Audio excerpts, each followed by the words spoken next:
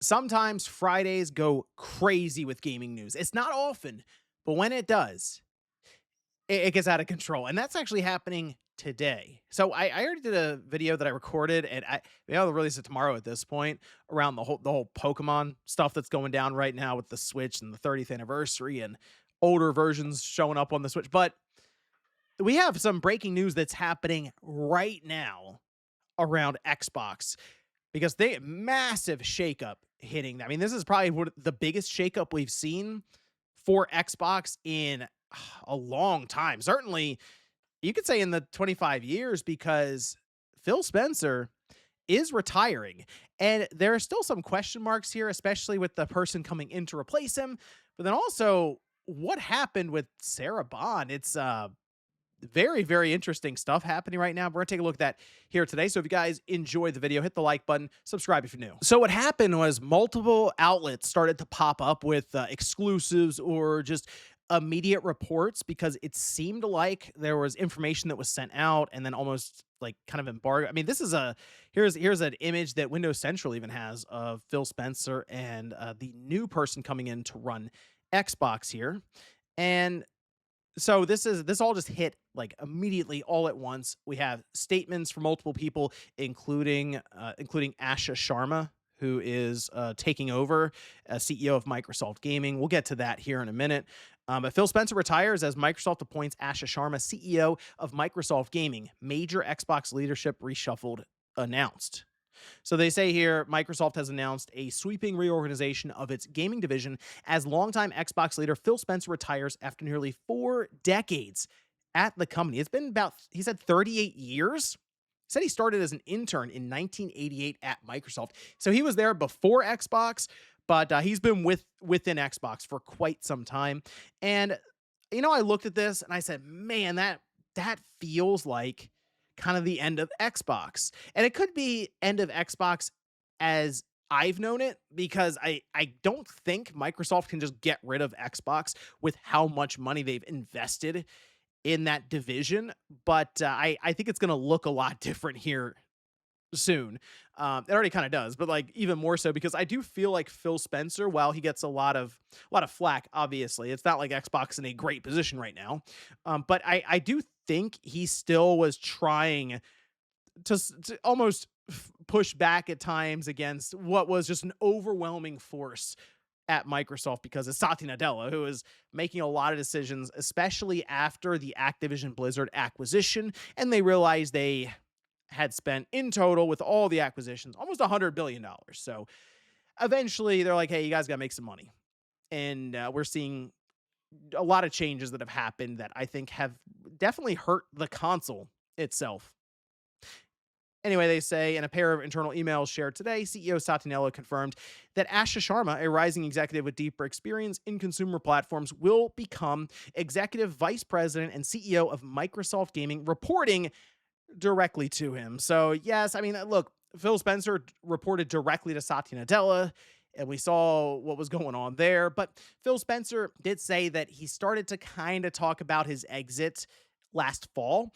And I don't necessarily know how related it is, but it does kind of line up with Halo being planned and then announced for PlayStation 5 with the campaign evolved release. So he did say, hey, we lose our way with Halo. That's it. I mean, there you go. He's moving on. All right. And they even say it does. Okay. So it does mark one of the most significant leadership transitions in Xbox's 25-year history. So Sharma, who joined Microsoft 2 years ago after senior roles at Instacart and Meta, will now oversee the entire gaming organization, including Xbox, Bethesda, Activision Blizzard, and King.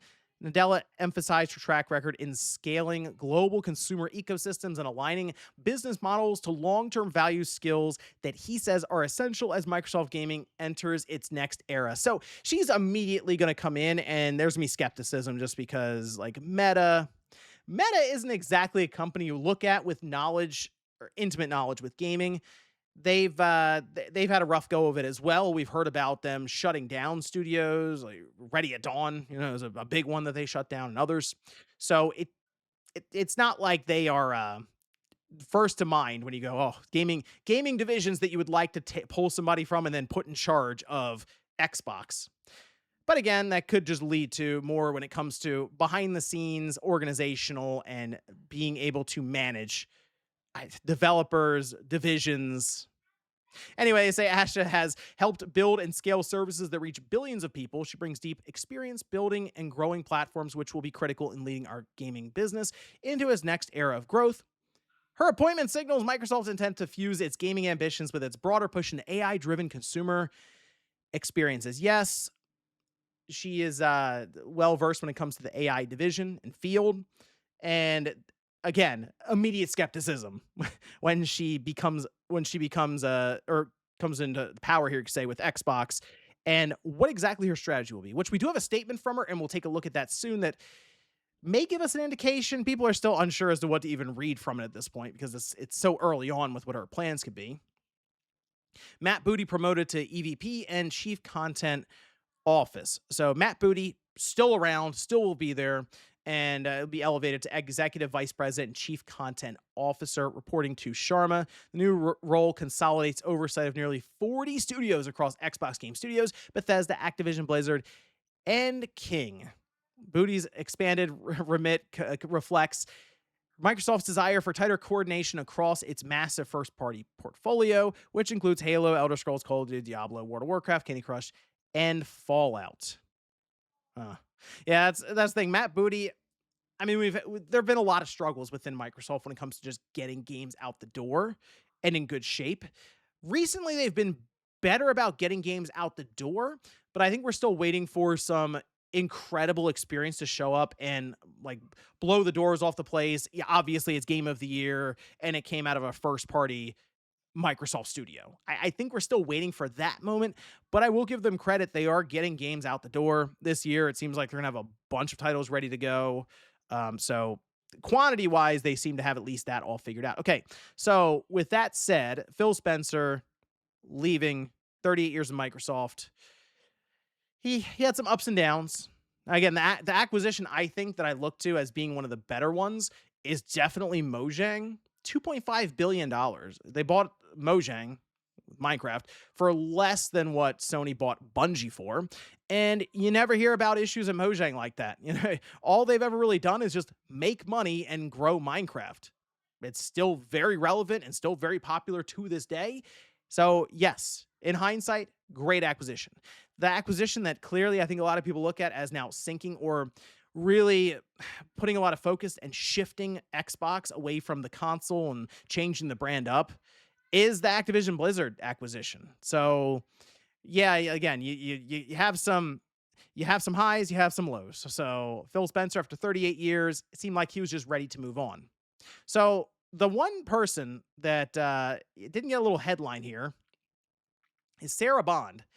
Sarah Bond's leaving Xbox, and that is out of all of this, I feel like is the thing that really surprised me, caught me off guard. Sure, Phil Spencer retiring, obviously. Sarah Bond leaving was like, what? Really? I thought she was being trained and sort of shown the ropes and stuff alongside of Phil Spencer to eventually replace Phil Spencer. I think most of us figured that's what was happening. She did a lot of interviews, even when it was very uncomfortable to do them because she was going to get pressed on certain matters that were happening, like studio closures. She still did the interviews and got beaten up online for it, you know? So that was a whole thing there. But it seemed like she was taking her lumps so that she could eventually take Phil Spencer's position. And here's the interesting thing about this, right? Shinobi points out that former Xbox president Sarah Bond posted this just 3 hours ago on LinkedIn, saying, "We'd love to learn more about how you play so we can continue improving Xbox accessibility features. When everybody plays, we all win." Still in like the mindset of, oh, I'm president of Xbox. I'm working to build this brand and learn, you know, how to make it better, like all these things. And then she's gone. That seems very, you feel like you would just go dark on social media and not interact, at least for the last few days. So it's all speculation now, clearly. But the theory is she didn't get the promotion, Matt Booty did, and that was it. She's like, all right, I'm moving on then. I'm out. I mean, the fact that she was on LinkedIn answering questions or talking about Xbox, and then all of a sudden this happens, it lines up. So Strange stuff there. That's the one thing that really I was kind of shocked on with Sarah Bond just leaving alongside of Phil Spencer. So let's take a look at what Asha Sharma had to say in a little statement that she released, new Microsoft Gaming CEO. Now, she spent some time, humility, like, oh, thank you, Phil Spencer, all this. But I wanted to get down to the points that I'm sure most people are curious about, maybe alluding to some of her plans. My first job is simple: understand what makes this work and protect it. Well, that's I get the idea of, oh, I want this to be, I want this all to work and I want Xbox to be good. So I have to understand it. It's like, oh, people are already skeptical her coming from Meta or Instacart, not necessarily a gaming background. I get the idea of I'm going to take this seriously, but it's basically like, hey, I need to understand this gaming thing. Yeah, it's not going to go over well immediately. Anyway, that starts with three commitments. First, great games. Okay. Everything begins here. We must have great games beloved by players before we do anything. Unforgettable character stories make us feel innovative gameplay, creative excellence. Great. Okay. She says he promoted Matt Booty in honor of this commitment as he understands the craft and challenges of building great games. Second, the return of Xbox. This is the one that I saw and went interesting because that is in direct contrast to everything we've seen so far out of Microsoft, especially with Satya Nadella and how he doesn't get the exclusives thing, or he doesn't really understand tying something to a singular box or making that box the sole, like the center point of everything. She says we will commit to our core Xbox fans and players, those who have invested with us for the past 25 years, and to the developers who build the expansive universes and experiences that are embraced by players across the world. We will celebrate our roots with a renewed commitment to Xbox, starting with console, which has shaped who we are. It connects us to the players and fans who invest in Xbox and the developers who build ambitious experiences for it. So I'm like, that sounds great.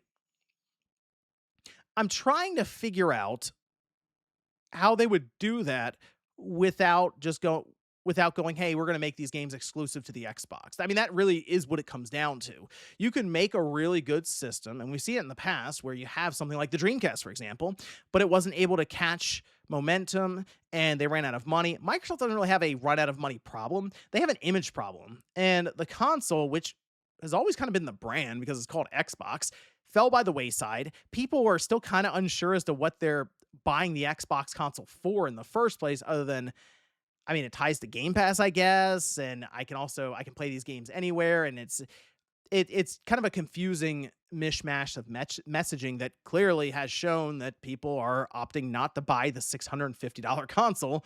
So with the rumors we hear and the reports, it sounds like the next system is going to be very expensive. I don't really know what you do right this second in development for the console that would have the return of Xbox. That's the thing I'm going to be watching for here. I'm curious exactly what the plan is, because otherwise, this just kind of feels like, let's reassure them about the Xbox. That's kind of all it comes off of right now. So we'll see. At least they didn't go, hey, you know what? Second, we're killing the Xbox. You know, at least, hey, it's a better statement than that. Bar's low, but it's also Xbox. So what do you want me to do? There's a future of play, witnessing the reinvention of play. This is something that I feel like they were going to have to mention because this person, Asha, already has ties to AI. Microsoft is running face first into AI. So she says, as monetization and AI evolve and influence this future, we will not chase short-term efficiency or flood our ecosystem with soulless AI slop. Games are and always will be art, crafted by humans and created with the most innovative technology provided by us. So hold on. First of all, I don't know if she's seen what Satya Nadella says. You can't say AI slop. The thing that I'm more concerned about is AI getting to a position where you can have these marketplaces and these storefronts, ecosystems completely flooded with junk, because we're hearing more and more about how some of these game engines are going to allow people to literally just prompt their way to a very basic game that may unlock achievements or trophies. We've already had that issue, but they'll be able to dress it up more and more to where it's something that can just be pushed out in a couple of hours. what does that storefront look like then? So I think one of the biggest parts about that is to figure out curation first and foremost with a world full of as soulless AI slop, but a world full of constant submissions to the Xbox store, even the PlayStation store, Nintendo. This is going to be something they're going to have to figure out here very, very soon. And I do like that it is at least a mention here with soulless AI slop and games being, I mean, just almost, yes, artificially manufactured. I mean, look, they're all manufactured, but like artificially, almost in a synthetic way, the best way to describe it, through use of AI and just rapid firing, just junk into the marketplace. But certainly a surprising announcement here. Massive, massive shakeups hitting Xbox. And I'm honestly unsure about the future of X. I mean, it's kind of been like that for a little while now. We were looking at it kind of just waiting for Phil Spencer to retire. It did feel like it was getting there. But I think also a lot of people are just curious about what's next for Xbox because there is going to be a new system that's already been confirmed. Although Sarah Bond was the one talking a lot about next generation hardware, and now she's gone. So we think there's going to be a new Xbox. It seems like there is, and I'm curious about what their plans are to bring the return of Xbox. How exactly does all that work out with Microsoft's current vision when it comes to putting games everywhere and leaning heavily into AI from a corporate level? But let me know what you guys think about this one down below. Phil Spencer retiring, Sarah Bond is out, Matt Booty getting a big promotion, and now we have Asha Sharma, Microsoft Gaming CEO, running the scene and reporting directly to Satya Nadella. Thanks, guys, for watching, and I'll see you next time.